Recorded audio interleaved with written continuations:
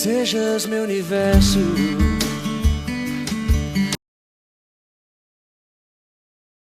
Boa noite, a paz do Senhor Jesus, que Deus abençoe a vida de todos vocês que estão nos acompanhando nessa sexta-feira, em mais um podcast, uma entrevista áudio e vídeo. Está aqui na produção, nosso irmão Rafael, a nossa irmã Aline, Félix, no estúdio aqui, que o Senhor nos abençoou. Estamos aqui com um cenário novo, a gente nem falou no podcast. O outro, tá lá na descrição, vai lá, tá abençoador, amém, o tema que foi tratado lá, porque nós estamos passando por uma reforma, a nossa mesa de debate está sendo reformada, vai ficar linda, em breve vai ter novidades aí no nome de Jesus, tá bom? Vai ficar aqui a descrição, tá, irmãos, dos patrocinadores, das obras sociais que a gente tem nos apoiado, não só na congregação que a gente congrega, mas também com esse trabalho. Então, nessa entrevista que vai ser bombástica, como a gente fala, para a glória do Senhor, está aqui o pastor Renato, amém, homem de Deus, Assembleia de Deus Missão, segundo dirigente, da Assembleia de Deus ali do Londrina, e eu acho que ele quase fundou aquela igreja, ele é o Petrus daquela igreja, amém? Então, graças a Deus, tem servido ali com o pastor Sérgio, que eu mando um abraço, se um dia sentir a vontade, estaremos com o Senhor aqui no nome de Jesus Cristo. Mando um abraço também para o nosso evangelista Tiago, que estaria aqui, mas por compromisso pessoal. Um abraço para os âncoras que não pôde estar aqui, Madalena, Jonathan, por força maior e familiar, amém? Hoje, irmãos, nós estamos com um tema que é Igreja Antiga versus Igreja Atual. Nós vamos tratar de assuntos com o Renato, que antes de eu conhecer os caminhos de Cristo, eu já vi o Renato na rua sendo crente. Então, eu acho que foi praticamente... o berço dele já foi na igreja, Depois você fala, nasceu no berço evangélico. Eu acho que a mãe dele pegou o banco da igreja, fez um berço e colocou ele lá.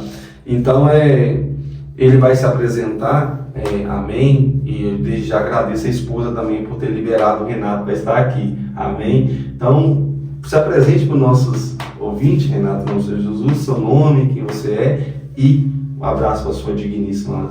Combinado. Meu nome é Renato, eu congrego na Igreja Assembleia de Deus e quero primeiramente agradecer a Deus, por essa oportunidade de estar aqui com os irmãos, os bastidores aqui.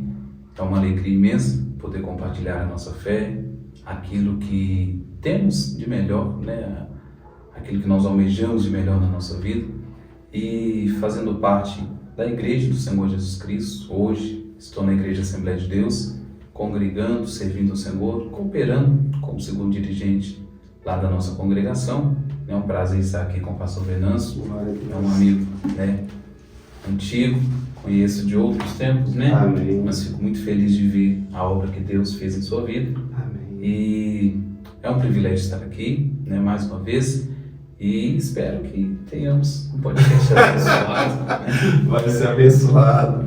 Como é que é o nome da esposa? Minha esposa se chama Nayara Misericórdia, não posso esquecer de falar do nome dela. Mãe, irmã. Ela é um presente. Você está assistindo esse podcast, vai puxar a orelha dele e agora no sofá. É dentro dos agradecimentos, Hoje ela me faz ser uma pessoa completa em Cristo Jesus. Hoje eu entendo o propósito do casamento, da constituição da família, principalmente para a base da nossa sociedade e para a nossa igreja também.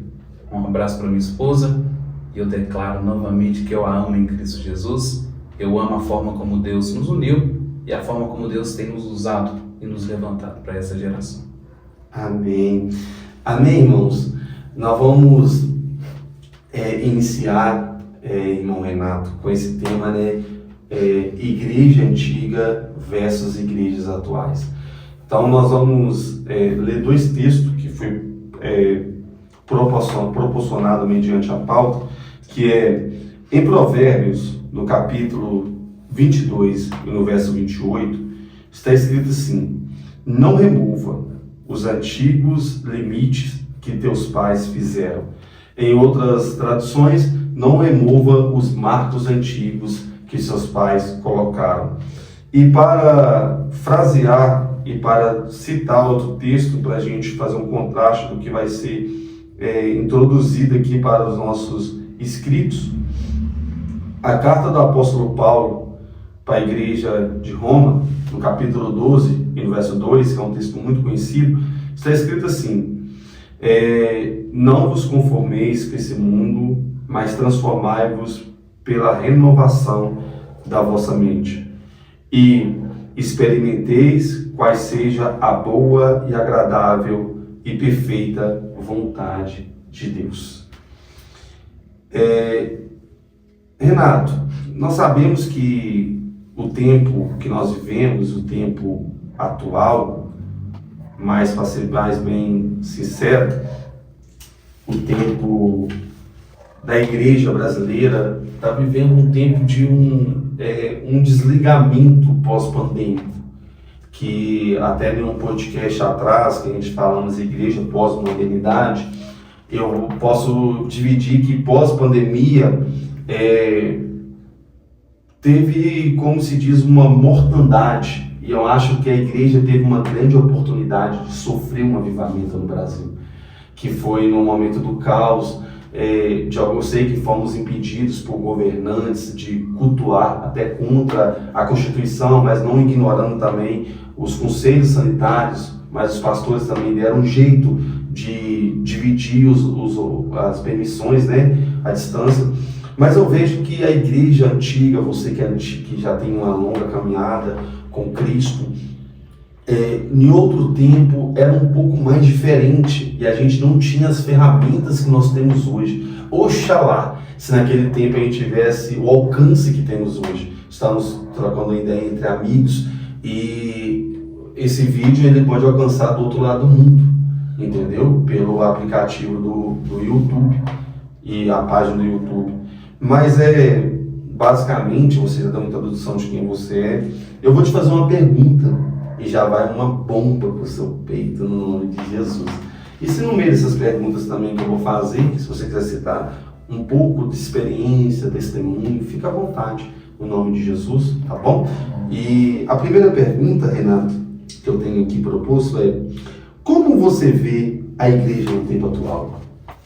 Bom, com base na experiência que tenho, né, a igreja do tempo atual, ela está passando por uma fase de uma transição muito rápida. Eu digo uma transição em que a gente sai de uma igreja que era extremamente conservadora, extremamente. A igreja dos nossos pais, por exemplo. Não digo os nossos pais na fé, eu digo os nossos pais carnais mesmo, né, que somos filhos de cristãos, né? Eu acredito que essa transição vem desta gama de recursos que a gente tem hoje. Hoje temos muito acesso à informação, a conhecimento, temos muitas pessoas formadas em nosso meio. E o que é interessante ressaltar? Os nossos pais, eles não tinham tanto acesso ao conhecimento que a gente tem hoje, mas eles tinham acesso direto a Deus. Forte. Ou seja, o que eu estou querendo dizer, o que a gente tem hoje que eles não tinham, por exemplo, só dando uma adiantada, porque talvez vai ser uma das perguntas a ser feita. Hoje a gente tem conhecimento, tem tecnologia, tem um monte de coisa a nosso favor. Só que às vezes a gente esquece de que para os nossos pais Deus sempre foi prioridade. Um exemplo simples, dor de cabeça, a gente orava para que Deus curasse. Eu já falei isso no estudo. Hoje a gente corre para a farmácia, né? Por que não dizer a farmácia que a gente tem em casa? Toma uma dipirona, toma um Dorflex. Mas na verdade mesmo, a gente tem tanto recurso nas igrejas atuais que se a gente não tomar cuidado, a gente vai deixar de buscar recurso e socorro em Deus. O que eu estou dizendo para nós temos tanto, mas na verdade deixamos para trás o que é tudo. Meu Deus. Ou seja, Deus sempre teve tudo o que nós precisamos. Tudo sempre esteve nele. Só que com o passar do tempo, o avanço da tecnologia, o desenvolvimento das coisas, a gente consegue criar coisas, a gente consegue transformar coisas, resolver problemas e situações que outrora a gente tinha o prazer de buscar na oração. Quantas vezes a gente não se perde pensando que estamos no caminho certo, fazendo a coisa certa, da forma certa, sem buscar uma direção de Deus. Né? Então, de uma forma geral, eu creio que a igreja atual ela sofre essa perca de identidade. Deus deixa de ser prioridade na tomada de decisões de muitas pessoas. É como a igreja atual tivesse mecanizado muita fé, não é? Parece que nós estamos vivendo o tempo aquele tempo que levantou o templo em Zorobabel, que os antigos tinham saudade do antigo templo e os novos eles estavam preocupados com a glória, com se não interessa o tamanho. Só que hoje a gente está vivendo um tempo, não estou falando de igreja midiática, não, estou falando em questão da qualidade do cristianismo mesmo. Hoje eu vejo também que a gente consegue flertar com o mundo e com Deus ao mesmo tempo. E eu sempre falo isso, que Satanás te divide com Deus, mas Deus não te divide com Satanás, não é? Porque a glória de Deus é para Ele, por Ele é todas as coisas. Mas muito bem respondido, e é um dos nossos tempos, né? Viver direções, né? No nome de Jesus. Renato, você começou bem, então vamos lá agora para mais uma dinamite que vai jogar no seu peito aí, no nome de Jesus. Renato, como você vê as missões da igreja em lugares que realmente precisam? Por que essa pergunta? Porque a igreja que a gente congrega é uma igreja missionária, que até mesmo tem uma semelhança com algumas missões que a Assembleia de Deus Missão faz, que é atender o necessitado, ir para as ruas, evangelismo e tal. E como que você vê hoje? Porque hoje em dia também está tendo uma deficiência de missão. Por quê? Tem lugares que realmente precisa, não estão sendo atendidos, que a igreja antiga, ela orava ao Senhor e falava assim, me direciona no lugar, você falou direção, que realmente precisa. Que aí hoje em dia, talvez algumas pessoas não fazem missão que pensam, lá não precisa.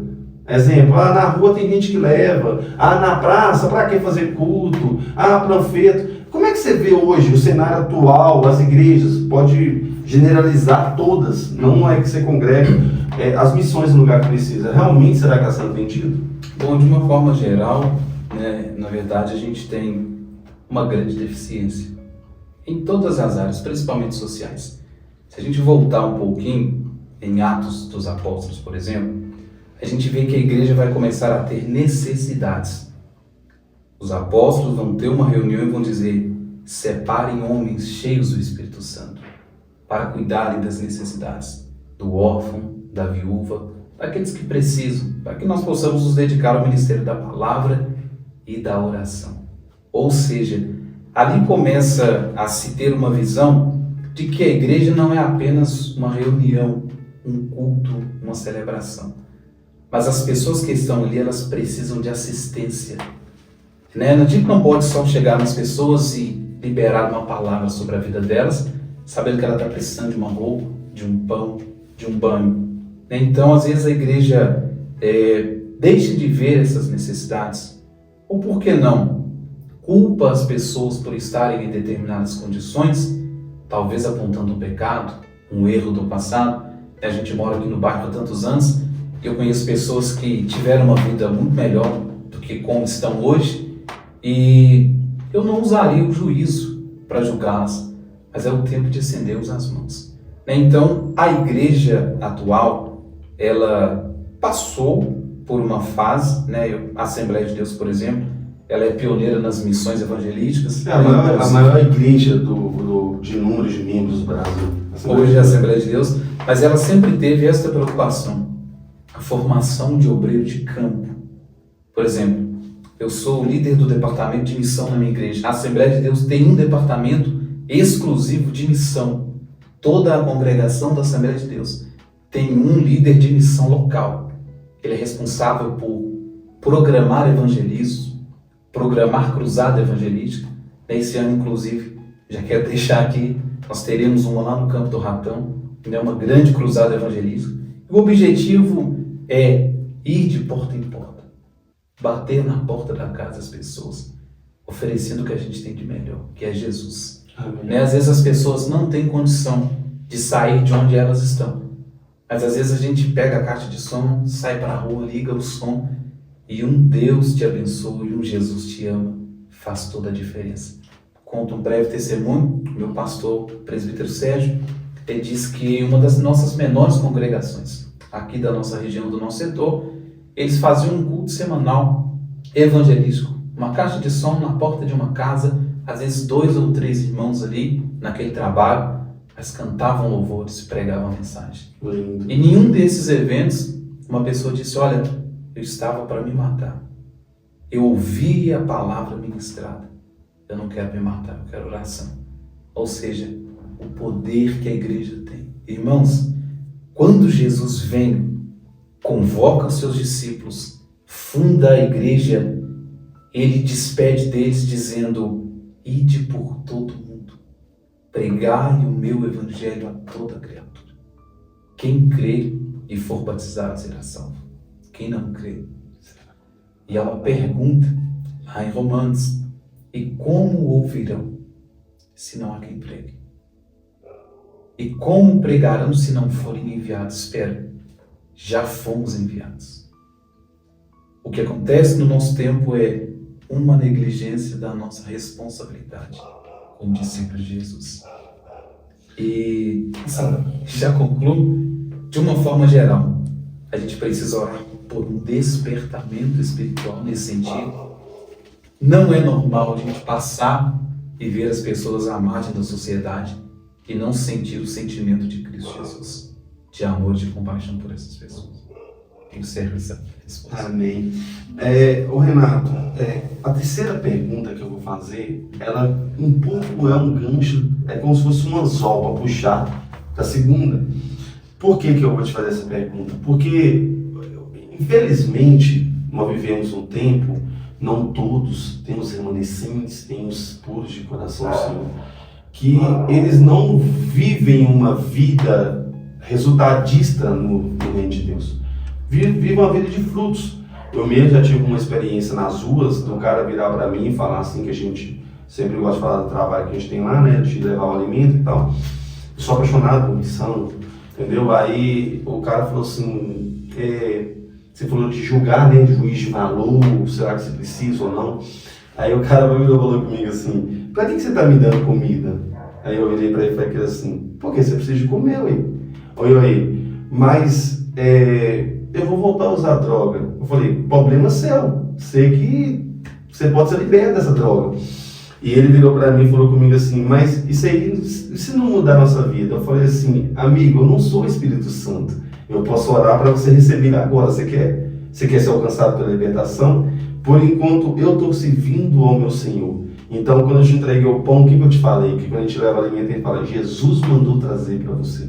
E eu sempre falo, Renato, que a gente procura ser uma resposta de oração. Porque talvez tem pessoas que falam assim, não vai mudar ninguém. Mas você não sabe. Talvez tenha um pai, tem um irmão, tem um filho, que tem alguém que está orando falando assim, Senhor, visita o meu pai, visita o meu irmão. E todas as vezes que eu vou para esse trabalho, Renato, de missão, eu sinto que eu estou sendo resposta de oração para alguém. Então é muito conclusivo. Nós estamos passando por uma deficiência de valores. É o que você falou. Mas será que vai mudar? Será que vai... Cara, o que é dever, você não tem que preocupar com o que você não consegue. Oxalá que conseguisse convencer o mundo inteiro. Mas quem convence não é nós, né? Exato. Mas vamos lá para a terceira pergunta, Renato. Porque como a Assembleia de Deus, ela tem uma energia muito forte dos irmãos em missão, na rua, culto ao ar livre, eu amo.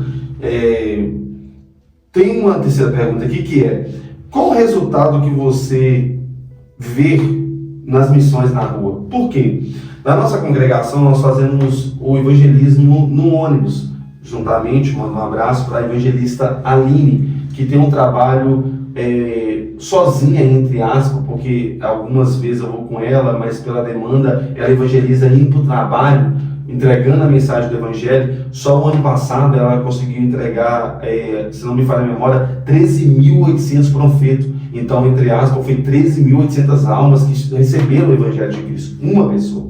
Então, eu ajudei ela em alguns. E tem pessoas que...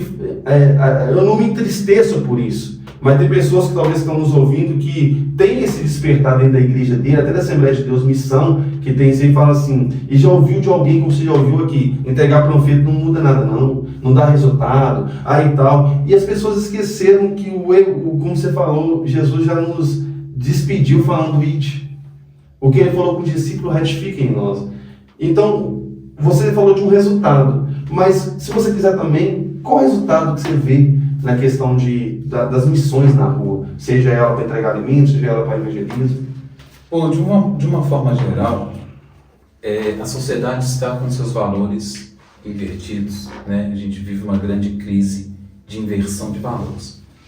Para quem vê alguém na rua, à margem da sociedade ou marginalizado, por qualquer situação que seja, a gente pode citar o exemplo do IAPI, por exemplo, uma rua em que as pessoas estão ali na região da Lagoinha e você sabe, elas estão ali para consumir drogas.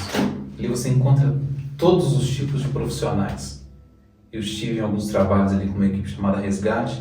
Eles têm um trabalho quinzenal lá, às terças-feiras, e eles levam o alimento, vão em pessoa por pessoa, ministram a palavra, levam roupas, levam donativos. Mas por que essas pessoas fazem isso? Porque o líder desse grupo, chamado Resgate, já esteve lá. Forte. Ele foi resgatado ali. Esteve em uma casa de recuperação. Inclusive, meu pastor o conheceu em uma casa de recuperação, meu pastor atual. E há muitos anos, ele é casado com uma tia da minha esposa. E até isso, Deus preparou tudo para ele. Eles se conheceram na casa de recuperação. Olha para vocês verem, até a formação de uma família se deu através de um evangelismo. E hoje eles amam essa obra. Natal, eles fazem um Natal para essas pessoas. Conseguiram um galpão, leva todo mundo, dá um banho, dá amor, dá alimento. Eles são conhecidos naquela região porque levam o amor de Cristo. Então, assim, tem resultado. E a maioria das vezes o resultado se vê a longo prazo. Em algumas vezes que eu estive lá ministrando, por exemplo, encontrei pessoas de outro estado ali, sob efeito de drogas, pessoas de outro estado, com profissão, um rapaz falando outro idioma lá comigo. Teve um outro que eu ministrava e quando eu ia falar o verso bíblico, ele falava na minha frente. Ou seja, pessoas que têm uma história, sabe? Então eu creio que a médio ou longo prazo há resultado. E por que não dizer de Marcos Nascimento? Pois vocês pesquisem, Marcos Nascimento foi evangelizado com um simples panfleto. Ele se lembrou que ele guardou no bolso, leu no tempo oportuno, Deus tirou do paralama do sucesso e ele se tornou uma bênção. A família Nascimento, vocês devem conhecer a história. Louvam ao Senhor, louvores que edificam, que falam de salvação, a mensagem de Cristo. Ou seja, é o que vem da história da igreja. Um é o que planta, outro é o que rega. A responsabilidade de dar o crescimento é de Deus. Ou seja, o resultado final ele existirá por causa do poder dessa semente que a gente leva, que é a palavra. E assim, Renato, eu acho até um pouco antes, eu não sei se eu posso, não vou ser polêmico nisso aqui não, mas eu vou ter que dar trazer uma elucidação para nós sobre isso.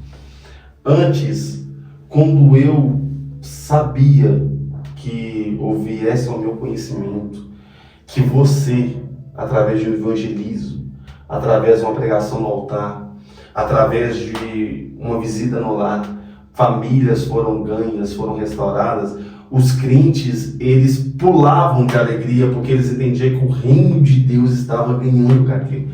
E hoje me dá uma tristeza que não vamos fechar nossos olhos. Não era para ninguém estar na rua passando fome. Porque se cada igreja, cada pessoa fizesse a sua parte, como está em Mateus 25, que fala, tive fome, deste comer, tive sede, deste beber. E Jesus fez uma pergunta. Ele fez uma pergunta, mas quando que nós te demos isso, Senhor? Ele falou, quando fizeste para os que precisavam, fizeste para mim. E eu fico pensando, eu não estou falando que é errado, porque congressos também são para a glória de Deus. Mas tem pastores que caem até no erro de falar, mas lá na rua, no culto de missão, não vai mudar ninguém. Mas será que todo mundo que está no congresso com 10 mil, 5 mil pessoas quer mudança também? Então, eu fazer esse juízo que vai mudar ou não vai mudar, eu acho que eu estou até desrespeitando o Espírito Santo de Deus. Porque o Congresso pode levantar 10 almas, como na rua pode levantar um que ganha 1000 almas. Porque eu gosto de falar sempre isso. Se Jesus tivesse descartado Pedro, Jesus estava dispensando aproximadamente, no final de Atos 2, 5.000 almas. Então, eu deixando Pedro de lado, eu estou também abandonando 5.000 almas que vai entrar para o reino de Deus. Então, naturalmente, pela sua pergunta, e eu achei muito interessante a sua resposta, que as pessoas têm que ter consciência. Conheço o pastor Tiago, que vai estar aqui, um amigo, pastor do pastor Rogério, pastor Tiago da Reviver, você conhece ele também, já pregou lá? Pastor Tiago, ele tem prazer em ajudar. A igreja dele hoje não atua tanto praticante em missões, mas ele tem prazer, ele tem uma veia missionária, tanto que ele fala assim: pastor, se tiver algum trabalho missionário, me fala, que no mínimo financeiramente eu quero ajudar. Então é um cara que ele está naquela condição, e se eu não tenho condição de ir, eu envio quem pode. É o que a Assembleia é pioneira, talvez ela não tenha condição de ir, mas ela prepara pessoas para ir. Gente, e vai um despertamento para todos nós que estamos aqui. O Evangelho de Cristo não é só para a sua igreja, não é para a minha igreja, não é para o lugar que eu congrego, não é para o lugar que você congrega. O Evangelho de Cristo é para todo aquele que crê em Cristo como filho de Deus, porque ele fala: todo aquele que crê em mim será feito filho de Deus. Então o Evangelho de Jesus, irmão, ele te alcançou e ele vai alcançar outras pessoas. Então, indiferente que você faz, se é um pão que você dá na rua, se é um Deus te abençoe que você também dá na rua, o Evangelho está sendo ministrado. Vamos lá, Renato, agora vai uma bomba minha e você não vai fugir da polêmica, amém? No nome de Jesus. Quais que são, Renato, os marcos antigos que foram removidos da igreja? Que a gente não pode fechar os olhos. Eu me dói o coração falar isso, mas a pergunta é: quais os marcos antigos que foram removidos? A igreja atual removeu. Porque o apóstolo Paulo falou, que foi lido aqui: não se conformeis com esse mundo, mas transformai segundo a renovação da sua mente. Então, Paulo está falando mais ou menos de uma metanoia. A nossa mente vai mudar, mas a gente não pode se conformar com o que o mundo nos apresenta. Por quê? Porque hoje em dia você entende, como um segundo pastor, que nós estamos vivendo também uma crise de obreiros, que as pessoas estão entregando seus cargos porque acham que servir a Deus hoje em dia virou um fardo? Então, uma das maiores dificuldades que a gente encontra, eu até ministro muito sobre o livro de Juízes, que eu vou dar só uma pincelada para a gente contextualizar aqui essa resposta. Juízes fala de um período de declínio espiritual do povo de Israel. Eu estou estudando sobre isso, não vai pregar na minha frente. Observe, depois que o povo entra na Terra Prometida, isso é muito interessante, os anciãos que entram na Terra Prometida, eles viram o que Deus fez ao longo da caminhada do deserto. Os poucos que entram, aquela geração que nasce no deserto, né, eles têm experiência pessoal com Deus. Eles entram na terra. Só que o que acontece? A geração que nasce na terra prometida não tem a experiência pessoal que os seus pais tiveram. Então isso é passado via oral. Agora aqui que surge uma lacuna. Por que surge o período dos juízes? Porque a geração que está vivendo as promessas não busca o Deus das promessas. Meu Deus. Observe. Estão num lugar produtivo. A terra é boa, mana leite e mel. Estão estabelecidos. Os inimigos não têm força para resistir diante da presença deles. Ou seja, estão vivendo as promessas de Deus, mas não vivendo a experiência com o Deus das promessas. Isso traz um peso muito grande. Trazendo para os nossos dias, a transição que a gente vive do período dos nossos pais para o nosso tempo, é que às vezes a nossa geração não busca uma experiência pessoal com Deus. E é tão verdade que eu te falei que eu estou estudando sobre isso também, está no devocional, que o povo só permanecia fiel quando tinha um remanescente. Porque você vai ler lá, enquanto Josué no início, né, Josué estava vivo, o povo permaneceu. Enquanto os líderes estavam vivos, o povo permaneceu. Aí depois o povo deu mais um decline, aí enquanto Otiniel ficou vivo, o povo permaneceu. Tanto quando você chega em Juízes 6, você vai ver que Gideão já está assustado. Gideão já está assustado, ele não sabe mais o que fazer. Ele está até fazendo uma coisa no lugar que nem é para fazer. Preocupado até com a provisão. Olha só você ver que estranho. O povo viveu tudo que um ser humano pode viver de cuidar de Deus no deserto. E a geração foi declinando. Então, você entende que, como você bem diz aí, para não tirar a sua resposta, você acredita que a igreja atual, ela já não quer mais viver experiências com Deus? É aí que está. O que foram esses marcos para Israel, por exemplo? Foram os limites que Deus estabeleceu. Não faça aliança com o povo em volta de vocês. Meu Deus. Observe. Isso vai dar um corte, hein? Observe.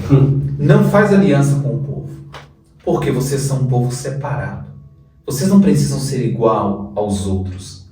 Vocês têm a minha presença no meio de vós. Preste atenção. E aí, seguindo essa linha de raciocínio, o que seriam esses marcos? A única forma do povo perder a presença de Deus ali é permitindo que as raposinhas entrem na vinha. Ou seja, os costumes de fora entrando no meio do povo de Deus. Meu Deus. Trazendo para os nossos dias, os nossos pais colocaram marcos, colocaram cerca de divisão, nos separando do mundo, nos colocando num patamar de separados, não melhores, mas alguém que está buscando viver uma vida de renúncia, de separação, de santificação. Poderia citar alguns marcos aqui, por exemplo, a oração. Viemos de uma igreja que tem a necessidade de orar. Os apóstolos lá atrás, nós não vamos cuidar todos das mesmas funções.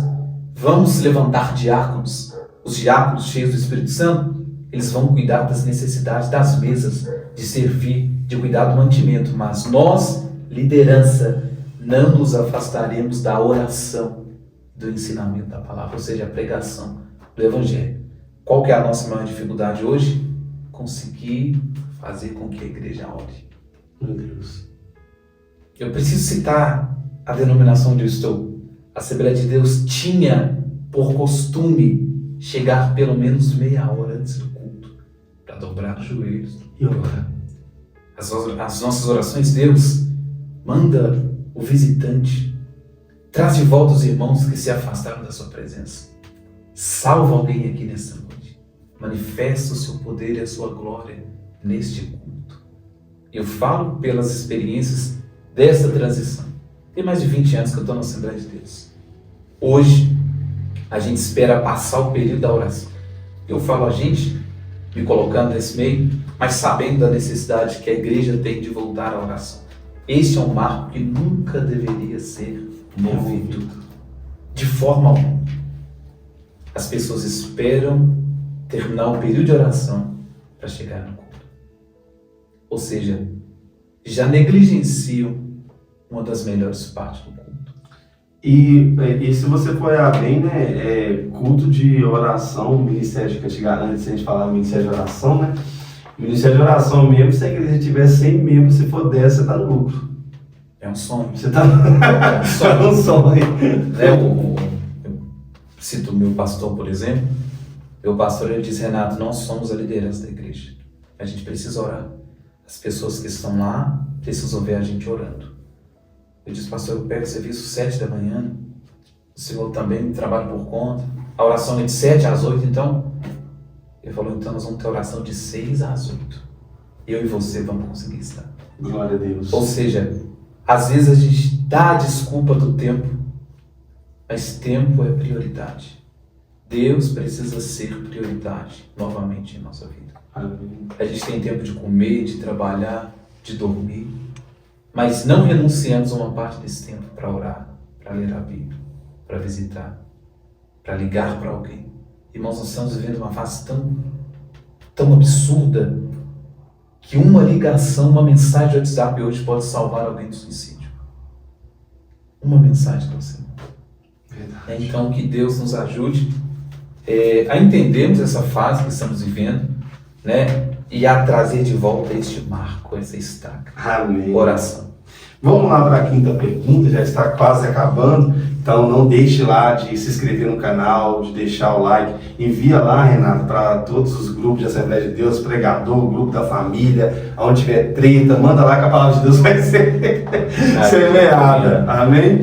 E hoje um dos nossos patrocinadores, Rafael Lopes, está fazendo, toma conta da sua vida, ele está fazendo aniversário, amém? Está fazendo alguns dígitos aí. Um dia vocês vão conhecer o Rafael, ore pela vida dele, amém? No nome de Jesus. Vamos lá. Renato, isso aqui já é uma bomba, amigo. Você vai ter que lançar lá para aquela câmera lá, para que eles estão ouvindo lá. Você acredita, Renato, que essa geração ama Cristo como a geração antiga? Sem generalizar, você acredita pelas atitudes que hoje nós se comportamos, eu falo, nós somos dessa geração também, ama Cristo como a geração antiga? Bom, eu acho que a gente seria bem radical de dizer que amamos a Cristo. Eu falo de uma forma geral, levando em conta o que os primeiros apóstolos fizeram por amor a Cristo. Eles não estavam dispostos a viver para Cristo. Eles estavam dispostos a morrer por Cristo. E é isso que eu ia te falar, que eu fiz uma observação, rapaz. Você lembra que antes, até mesmo nos hinos da harpa, os hinos sempre falavam de entregar a sua vida ao Senhor, se for possível. Hoje os hinos falam que Deus, ele cuida de você e tal. Os hinos muito adocicados. E antigamente eu lembro daquele hino dos levitas que fala, eu quero ser ferramenta afiada para cortar, entendeu? Então depois fala assim, ainda que eles entreguem as suas vidas para os leões, mas na glória serão campeões. E hoje em dia, realmente, eu fiz uma observação esses dias, os hinos hoje em dia, o máximo que um está falando aí, que eu acho até muito bacana de ouvir, é: estou gastando a minha vida com o Senhor. Jesus já falou que você não precisa nem de gastar. A Bíblia é bem clara: aquele que perder a sua vida por amor a mim, entendeu? Então, não é nem gastar, é perder. Isso precisa voltar a ser um privilégio cristão. A perseguição por amor a Cristo. A afronta por amor a Cristo. A nossa geração desconhece isso. Qualquer comentário que não agrade, eu já não vou mais à igreja, não vou servir Jesus, isso não é para mim. Me feriram. Então, assim, a gente vive um período complicado, né? Até judicialmente falando. Se você for pregar as verdades bíblicas hoje dentro da igreja, você pode, pastor, responder processo. Eu costumo hoje em dia que tem pastor que tá com mais medo do processo do que do inferno. E é aí que eu quero chegar. Irmãos, Paulo foi preso por pregar as verdades do Evangelho. Se isso nos levar para a cadeia, vamos pregar em presídios. Forte. Como nunca pregamos. Eu fiz 2 cursos de capelania recente e há uma demanda. Geralmente quem ministra são policiais penais convertidos e é uma demanda muito grande. A igreja está sumida dos presídios. Olha o quanto tem crescido a criminalidade. A igreja está sumida das casas de recuperação. Quantos, quando voltam de lá, não conseguem se firmar? Aí eu fico me perguntando, estive em um orfanato, lá em Mateus Leme, olhando para as crianças, dizendo: Deus, os pais abandonaram. Eu fico pensando, por que a igreja não adota essas crianças? Não apadrinha, não cuida, não dá um abraço. E a minha esposa visitou uma aqui em Venda Nova, que as crianças especiais, uma delas se perdeu da família, saiu de casa, não conseguiu voltar. Eles recolheram, a família não quis receber de volta. Então, assim, por tamanha dificuldade de se manter, de cuidar, essas são obras que a igreja precisa estar atenta a fazer. Orfanato, presídio, lar de idosos, oh meu Deus, quem dera a gente emprestasse os nossos ouvidos para as pessoas que estão lá no lar de idosos, apenas para sentar e ouvi-los. Então, Renato, necessariamente, despertar que você está falando, em Tiago, no capítulo 1, verso 27, fala que a religião pura, que agrada a Deus, imaculadas, algumas Bíblias, é cuidar dos órfãos da viúva nas suas necessidades. Quando você vai puxar lá em Atos dos Apóstolos, os Feitos dos Apóstolos, você vai ver que uma das principais preocupações dos apóstolos era essa aqui, ó, que ninguém que estivesse próximo deles passasse necessidade, porque colocavam tudo. Hoje em dia tem pessoa que debate se tem que dizimar ou não dizimar. Se a gente for falar da graça, a gente vai ficar com vergonha, porque eles tinham tudo que eles tinham, as propriedades, eles colocavam aos pés dos apóstolos para dividir para cada um segundo a sua necessidade. O que eu vejo com isso, Renato? Isso é o amor de Deus. Aí essa menina aí, um tempo atrás, acho que é um mês, ela fez aquele hino lá, Evangelho de Fariseu. Teve um pastor que ele foi, ele foi um pouco infeliz no comentário dele. Ele falou assim, essa música, ela está querendo tirar a obrigação do governo e colocar nas costas da igreja. Mas eu vou ser sincero, perante a Bíblia, que dia que Jesus precisou do governo fazer alguma coisa? Nunca precisou. Se eu for olhar o governo, então eu não vou fazer nada. Eu não vou nem abrir igreja, porque hoje em dia, entre aspas, o governo mais atrapalha do que contribui com a igreja. E eu até glorifico a Deus por atrapalhar, porque, entre aspas, o dia que a igreja se envolveu com o governo, que começou lá no período de Constantino, você pode ver que virou um sistema. Então, bem falado, Renato, e eu vejo que o apóstolo João, em uma das suas epístolas, é João mesmo que ele fala assim, que não ame seus irmãos só por palavras. Não fala só que Deus vai cuidar enquanto ele está te pedindo um prato de comida. Você pode cuidar dele também. Não fale só que Deus o ama se você não abraça. Não cuide só por palavra. E é isso aí, cara. Por isso que nós pensamos muito igual, e quando a gente vai parar para conversar, a minha esposa já tá lá, já tá pedindo, não, minha esposa já tá lá em casa já orando, pedindo a Deus o dom de paciência. Enfim, eu resumo essa resposta dizendo que a geração dos apóstolos, né, elas amavam de fato, na prática. Né, o amor de Coríntios, tudo creu, tudo sofreu, tudo suportou. Ou seja, na prática eles viveram o amor. Mas eu vejo que até a sua igreja mesmo, que tem 137 anos, 117. Aqui em BH, 117. Fundação em Belém, 100 e quanto? 1947. Já passou um pouquinho do século. O Daniel Berg Gudavin, se não me falha a memória, que foi o fundador da Assembleia de Deus Missão, eles começaram um trabalho em lá. Entendeu? Eles vieram Inglaterra ou Estados Unidos? Vieram em um avivamento nos Estados Unidos. Estados Unidos, a Rua Azusa, eles estavam lá. E, então eles vieram para cá, né? E lá em Belém, desembarcaram lá, que a gente foi navio na época, e começou cultos pelo lar, entendeu? Então, se você for observar qual que era, igual eu falei nas perguntas anteriores, o desenvolvimento da igreja vamos supor, há 20 anos atrás, era para que o povo tivesse estrutura espiritual diante de Deus para ir atrás daquele que está perdido. Porque o que Jesus falou no Evangelho foi isso: eu vim recuperar o que está perdido e não abandonar o que está perdido porque está preocupado que você não vai mudar, não é? Renato, estamos chegando ao fim. Nós temos uma última pergunta, que depois eu vou te fazer mais 3 perguntas consecutivas, que vai ser um bate-volta. E essa pergunta ela vai ser polêmica, ela vai ser bem polêmica. E como se diz aí, as pessoas podem falar, não acredito que o Renato vai falar isso, mas é necessário. Temos que ser pregoeiros do Evangelho de Cristo. Amém? Você acredita que no tempo atual o altar está em crise? Aí você descreve o altar como o lugar que é pregado à igreja, ou o altar como o coração, ou o que Deus colocar na sua vida para falar conosco. Bom, eu creio que sim, né, de uma forma geral. Eu pego até um gancho na fala que o meu pastor sempre diz. O altar precisa estar bem para que a igreja receba do altar. Né? Então, a igreja precisa despertar. Mas antes já cantava o nosso saudoso pastor Anselmo, pioneiro da Assembleia de Deus Missão aqui no estado de Minas Gerais, ele cantava um refrão sempre dizendo que tem que começar pelo altar. Forte. Então, se começar pelo altar, a igreja toda será impactada. Ei, Jesus. Eu creio que Deus tem despertado né, os nossos pastores, o Senhor, né, e estamos vivendo um tempo de um aquecimento para um avivamento. Por que de um aquecimento? Primeiro, Deus está apertando. Está apertando. E toda vez que a igreja foi apertada, o povo de Deus foi apertado, surgiram os maiores avivamentos da história.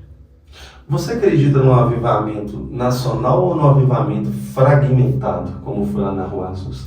A Rua Azusa trouxe avivamento como os avivamentos da Europa, para todo mundo. Para todo mundo. É claro que, no que diz respeito ao tempo, muitos missionários saíram dali.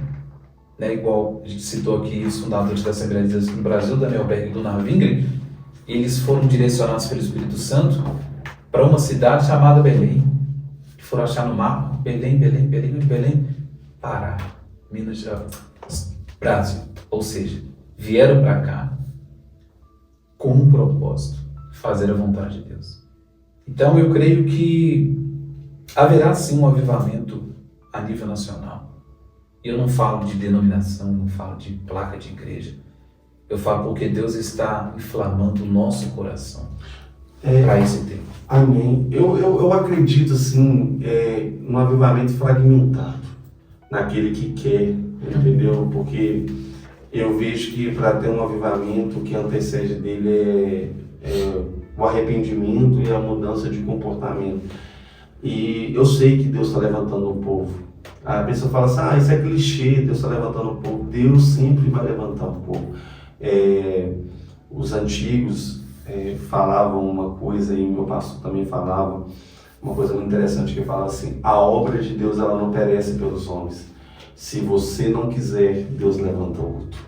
Então, eu acredito também que o altar está em crise. Eu acredito que nossos altares hoje não precisam mais de palavras pelo que hoje em dia é proclamado, redes sociais, altares. Assembleia de Deus é um celeiro de grandes pregadores. Para mim, os que eu tenho como referência saiu de lá, não só teologicamente, mas também biblista mesmo, cara que eu gosto de sentar para ouvir. Mas é muita palavra e aí sim, pouco fruto derramado. Então eu vejo que o altar realmente está em crise, e eu acredito também que precisa estar em crise, como você bem diz, para que a gente venha todos os dias viver não só a margem do comodismo, mas sim entender que nós estamos lutando ainda no nome de Jesus. Renato, que pena que chegou ao fim, mas eu tenho 3 perguntas que bate e volta.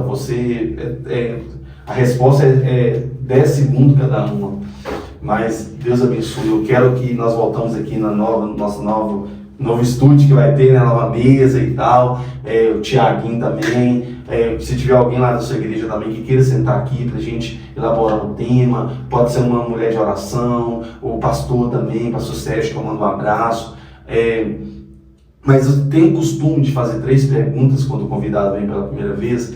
Então, vai lá a primeira pergunta. Quem é Jesus para você? Olhando para aquela câmera. Olhando para aquela câmera, olhando para aquele meu Na verdade, eu fiz uma estrofezinha aqui, um poema rápido. Para mim, quem é Jesus? Sendo eu um barquinho no mar da vida, Ele é o meu piloto. Na praia, Ele é meu porto seguro.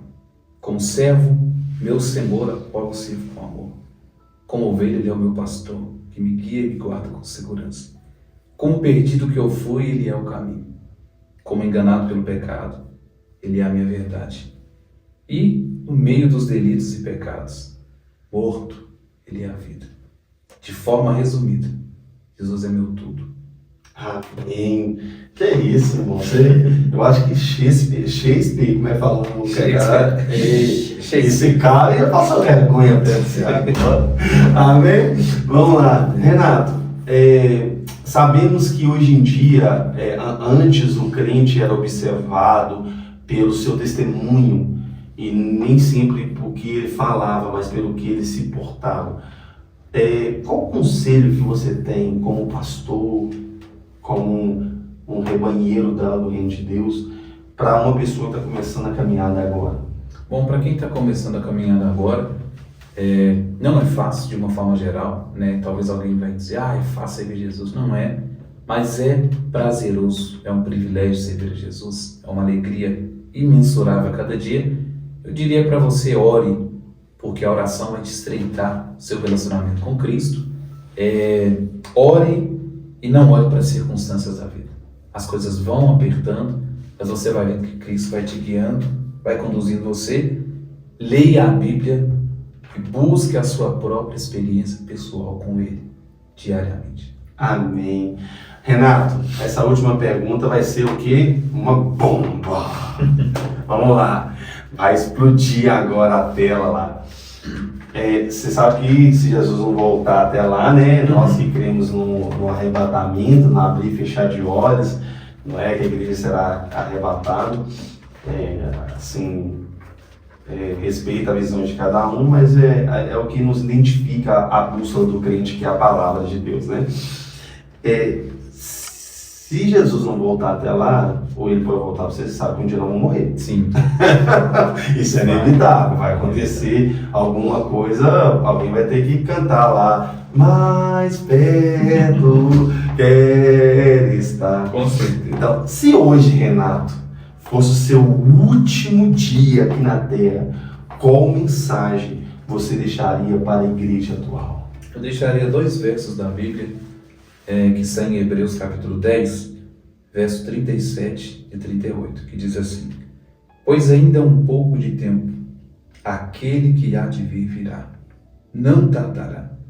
O meu justo, porém, viverá da fé.